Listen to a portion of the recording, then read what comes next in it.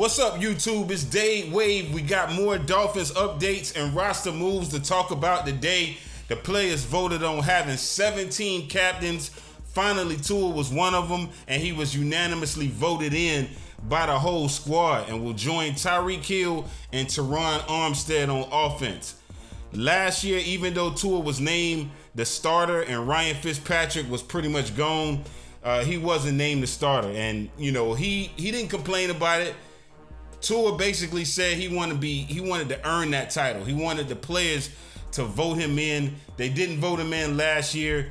That combined with Deshaun Watson rumors, combined with the anonymous player saying that he's wasting his career if Tua is the starting quarterback, combined with all the media hate, was not good last year, and I'm not going to say that contributed to the loser streak, but the noise dying down a little bit probably did help with the winning streak. So we'll just say that.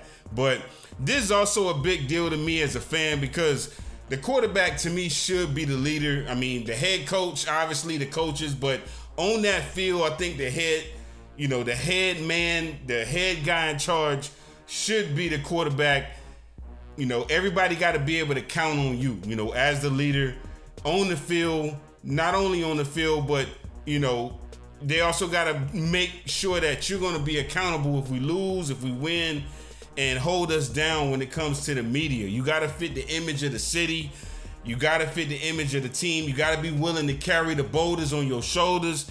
Can we trust that you know the plan, that you know all the assignments by heart, and you can keep us on point and remind us just in case we forget or if we don't have it memorized? So the leader has to do all those things. Can we count on you to get us out of a bad situation and put us in a good situation? Those are some of the things that I think the leader should be able to do.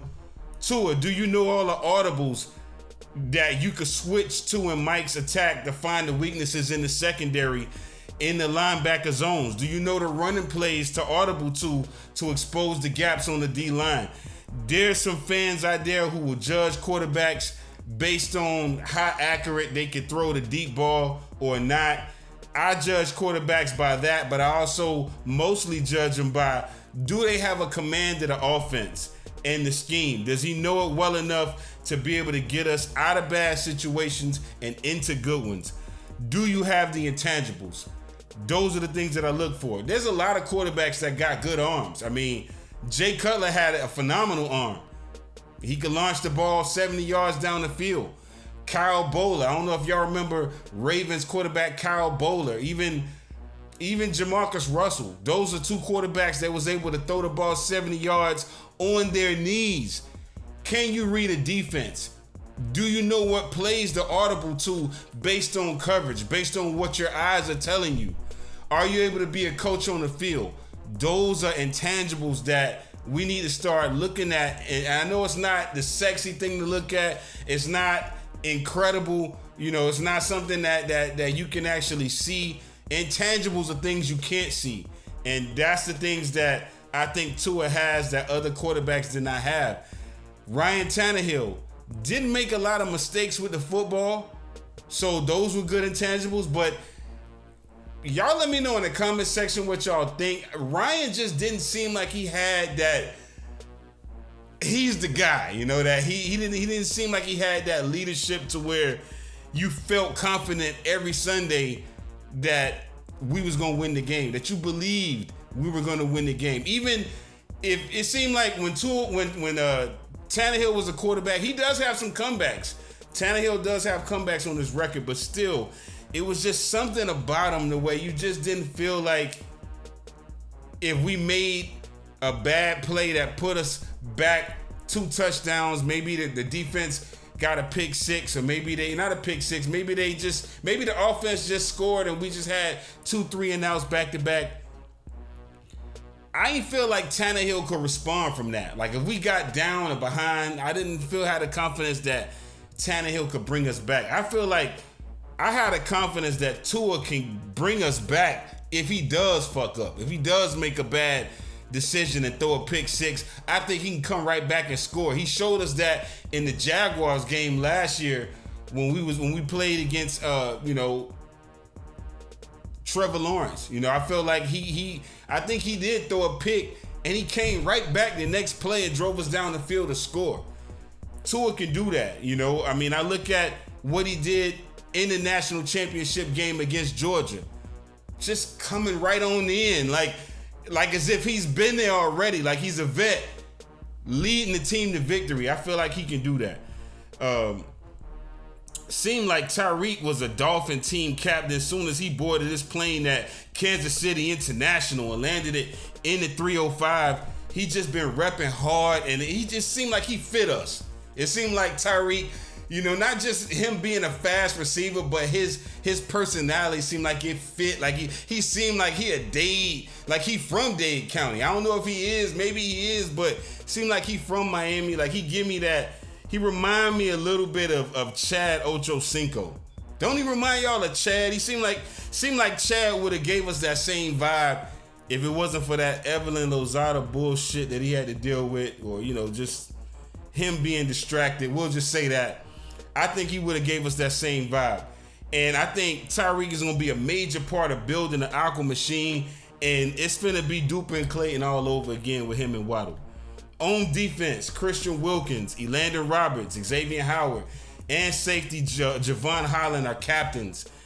Those are all no-brainers to me. I think Robert is the only one out of that group that's been a captain for us in the past 3 straight years that he's been elected, and he's done it all on 1-year deals, which is also something that I'm impressed with as a fan, because it shows the dedication. It shows that he's embracing it. He's embraced it. He want to be the captain. He say he the captain whenever he's in interviews.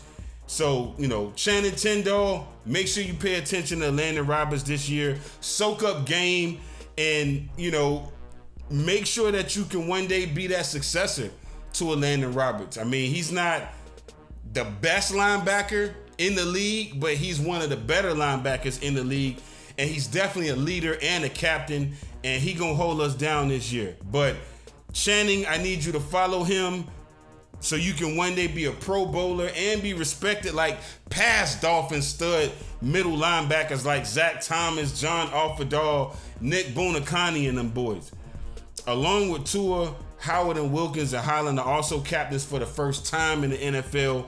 And I think it's especially impressive for Holland, being that he's young and being selected right out of the gate, seemed like. So good job, Javon Holland. You know, that we gonna have to sign you to a major deal real soon. I like all those selections. I do hope that we hit this year on a running back that can become a captain next year. Maybe Chase Edmonds can become that, or we need to find a young runner who will lead that room and will be a leader for us. I got practice squad news to talk about. The rules allow us to keep 16 players on the practice squad. So far, it's been good news as far as some of the players who balled in the preseason for us clearing waivers so that we can retain them.